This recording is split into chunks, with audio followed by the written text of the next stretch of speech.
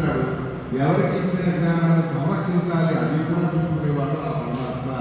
అలా చూస్తే అనంతమైన క్రియలు, ఒక క్షణంలో అనంతమైన క్రియలను పరమాత్మ చేస్తూ ఉంటాడు. విశేషంగా జ్ఞానప్రదాయ విభుగా దేవతలకి దివ్యమైనటువంటి తన జ్ఞానాన్ని విశేషంగా ఇస్తాడు. అంత మాత్రమే కాదు, జగత్తుకు సంబంధించిన సృష్టి విద్యాలన్నీ కూడా ఆ దేవతలు ఎలా చేయాలనే జ్ఞానాన్ని కూడా వారికి ఇవ్వడం అనేది చేస్తాడు.